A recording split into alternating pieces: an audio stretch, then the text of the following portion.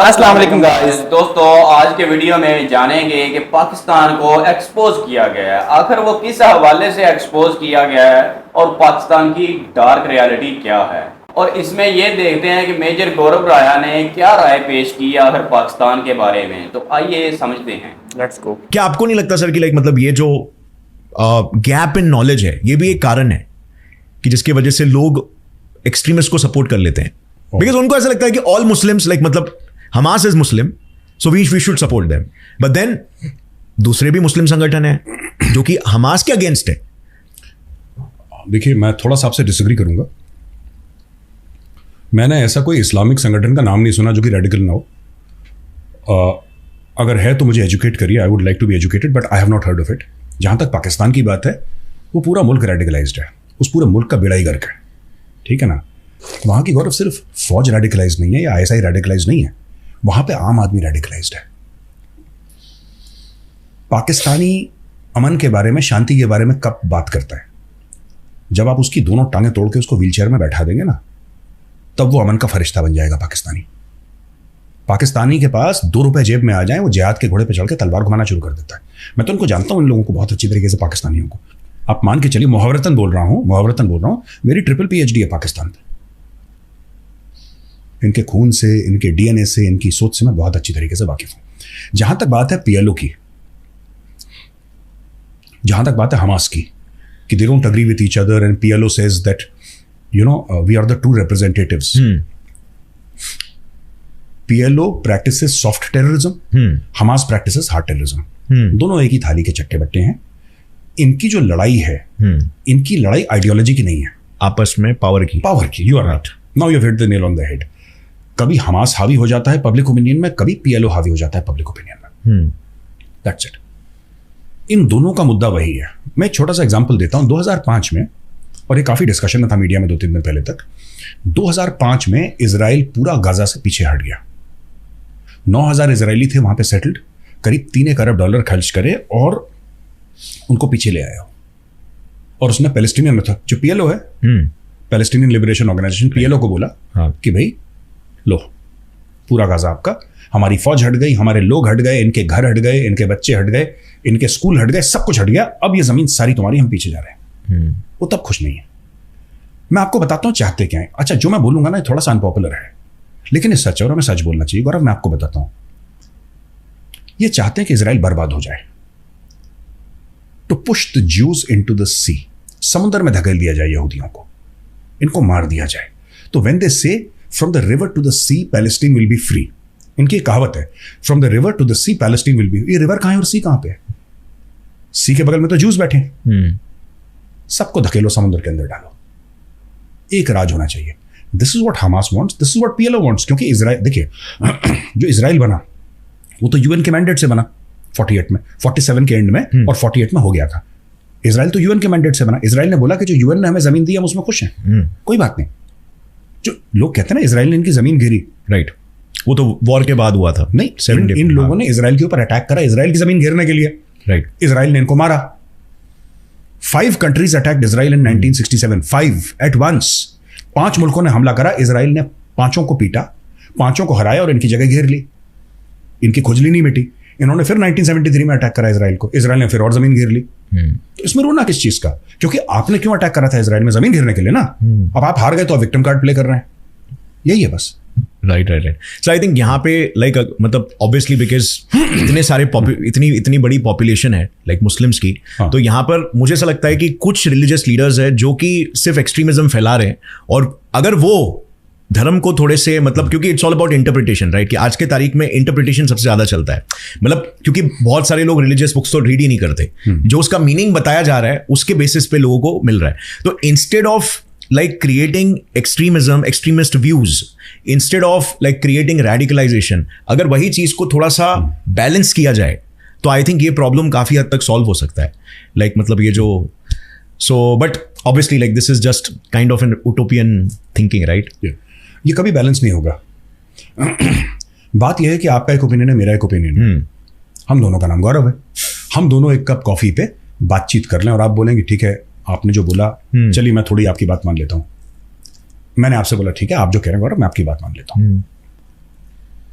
तो क्या कहते हैं आपकी बॉम्बे की भाषा में मांडवली मांडवली मांडवली तो मांडवली हो जाती है ना, तब बातचीत करके लेन देन करके मामला खत्म हो जाता है। अगर मैं बोलूं कि गौरव ये मेरा पॉइंट ऑफ व्यू है और आप अगर मेरी बात नहीं मानोगे मैं आपका मर्डर कर दूंगा, और आप मुझसे बोलते हाँ गौरव मैं भी यही कह रहा हूं आपको, भाई मेरी बात नहीं मानी ना तो आई विल किल यू, मैं आपका मर्डर, फिर कहां बात होगी। पाकिस्तान में ही इस्लाम के 72 फिरके हैं। There are 72 kinds of Islam in Pakistan, 72, और हर एक 72 में से हर एक दूसरे को काफिर कह रहा है और दूसरे के मस्जिदों में बम फोड़ रहा है।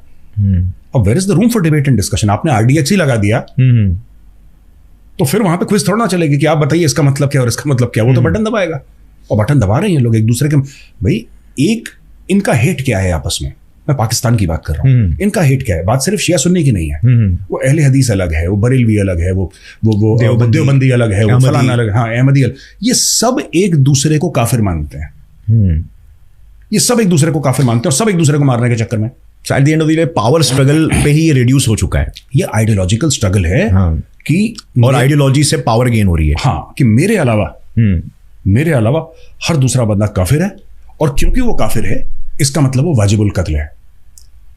वाजिबुल कत्ल इज कि वो वाजिब है, it is all right for him to be killed. So अरबी में एक फ्रेज है वाजिबुल कत्ल, सो ये वाजिबुल कत्ल है क्योंकि वो मेरी राय नहीं रखता जो मैं रखता हूं, उसका मतलब है वाजिबुल कत्ल है, इसको निपटा दो। That is there. पाकिस्तान में यही देख रहे हैं आप, इंडिया में नहीं है ये। राइट। नहीं, Indian Muslims are very kind of, मतलब काफी ज्यादा एजुकेटेड कह सकते हैं इस चीज को लेकर, और इतना एक्सट्रीमिज्म इंडियन मुस्लिम्स का ये है कि जो डाइवर्सिटी भारत में है, हाँ, इससे बहुत फर्क पड़ता है। राइट। पाकिस्तान में डाइवर्सिटी नहीं है। पाकिस्तान कहता है कि हम बड़े डाइवर्स मुल्क हैं, इतना बिलांद भर का पाकिस्तान है, पता नहीं इतना कॉन्फिडेंस कहां से आता है, मुझे नहीं समझ में आता, लेकिन डाइवर्सिटी भारत में है। तो यहाँ पे हिंदू भी है, मुसलमान भी है, सिख भी, ईसाई है, और मुझे हो सकता है मेरे मुस्लिम नेबर की कोई बात पसंद ना आए, उसको मेरी कोई बात पसंद ना आए, लेकिन हमें एक साथ रहना है, तो हम थोड़ा बहुत एडजस्ट करके, कभी वो एडजस्ट कर लेता है, कभी मैं एडजस्ट कर लेता हूँ, और हम लोग फिर एक एक हेलो है चलती रहती है, फिर दुख सुख में साथ। You see, this is the beauty of India, it's a pluralistic society. Right. और फंडामेंटल भी हमारा डेमोक्रेटिक है रादर देन थियोक्रेटिक। हाँ, द ब्लूप्रिंट। पाकिस्तान वो देश नहीं है, वो भीड़ है, एक कल्ट कह सकते हैं। हाँ, और हाँ, और वहां पे वो पता नहीं बड़े अजीब से लोग हैं वहां पे। कुछ कुछ अच्छे भी हैं, मैं ये नहीं कह रहा कि सभी एक जैसे हैं, लेकिन काफी हद तक अजीब लोग हैं, बहुत अजीब हैं। आप उनकी वे ऑफ थिंकिंग से बड़ी लीनियर टाइप की उनकी वे ऑफ थिंकिंग है। आप दैट इज बिकॉज मुझे ऐसा लगता है कहीं ना कहीं रिलीजियस इन्फ्लुएंसर्स ही है जो कि एक्सट्रीमिस्ट थिंकिंग फैलाते हैं, क्योंकि कॉमन पब्लिक को ये सबसे इतना लेना देना नहीं है। वो कॉमन इंसान यही सोचता है कि मैं अपनी लाइफ में अच्छा करूं, अपनी फैमिली का टेक केयर करूं। भाई साहब, पाकिस्तान में तो ऐसा है कि अगर कोई बंदा लॉजिकल बात कर ले ना, हाँ, उसको इंटेलेक्चुअल का ठप्पा लगा देते हैं। कोई लॉजिकल अगर बात करे, कोई यही कह दे द वर्ल्ड इज राउंड, क्या इंटेलेक्चुअल आदमी है यार। बड़ा प्रॉब्लम है पाकिस्तान में, बड़ी जी। ओके, तो जी गाइस, ये उन्होंने पाकिस्तान की डार्क रियलिटी को शो किया बेसिकली ना। इसका पर्पस ये हम कह सकते हैं कि पाकिस्तान एक डिक्टेटरशिप कंट्री है, क्योंकि इसमें डेमोक्रेसी बिल्कुल नहीं है, जबकि इंडिया के अंदर डेमोक्रेसी है, क्योंकि वहाँ पर लोगों की बात मानी जाती है। यानी कि अगर कोई एक बंदा अपनी राय पेश करता है तो उसकी राय को एक्सेप्ट किया जाता है किसी हद तक। लेकिन पाकिस्तान में ये चीज़ बहुत उलट है, क्योंकि एक यहाँ पर डिक्टेटरशिप कंट्री है, दूसरा डेमोक्रेसी बिल्कुल नहीं है। अगर कोई लीडर अच्छा आता है तो उसको क्या करते हैं, उसको दबा दिया जाता है, उसके ऊपर इतने इल्ज़ामात लगाए जाते हैं और उसको एक जेल के अंदर बंद कर दिया जाता है, क्योंकि इमरान खान। क्योंकि वो हक की बात है ना, हक की बात जो भी करता है उसको खत्म कर दिया जाता है, उसकी प्राइम मिनिस्टर को सीट हटा दी जाती है। बिल्कुल, लेकिन ये बात दुरुस्त एक लिहाज से हो भी सकती है, लेकिन दूसरे लिहाज से नहीं भी। अगर हम इस्लामिक पॉइंट ऑफ व्यू से देखा जाए तो उन्होंने बताया कि अगर कोई हमारी राय के ऊपर अमल नहीं करता, यानी कि ये ऐसे ही है कि अगर किसी को इस्लाम की दावत दी जाए तो उसके ऊपर वो अमल ना करे, तो उसके ऊपर ये नहीं। वैसे तो इस्लाम कहता है कि उसको पहले समझाया जाए और उसके बाद उसको काफ़ी हद तक गाइडेंस दी जाए, अगर नहीं मानता फिर उसके साथ बैटल की जाए। मेजर गौरव ये कहते हैं कि ये पॉइंट ऑफ व्यू उनके लिहाज से अच्छा नहीं है। मतलब जो उन्होंने बताया 72 फिरकों वाला, हाँ, उसका भी एक्सप्लेन देख लें आप, उन्होंने अच्छी की है कि ये बात बिल्कुल परफेक्ट है कि 72 फिरके आपस में एक दूसरे को काफिर कह रहे हैं। जैसे शिया, सुन्नी, वहाबी, अहले हदीस वगैरह, ये मतलब फिरके बने हुए हैं और ये आपस में फसाद फैला हुआ है इनके अंदर ही। बहुत बड़ा फसाद फैला हुआ है और ये इतना है कि यहाँ तक बहुत ज़्यादा कत्ल हो जाते हैं इस वजह से। और लोग आपस में बैटल, एक आम सी बात है कि पहले बहस होती है, उसके बाद फिर लड़ाई तक बात चली जाती है, यानी कि बहुत डेंजरस हो जाता है मसला।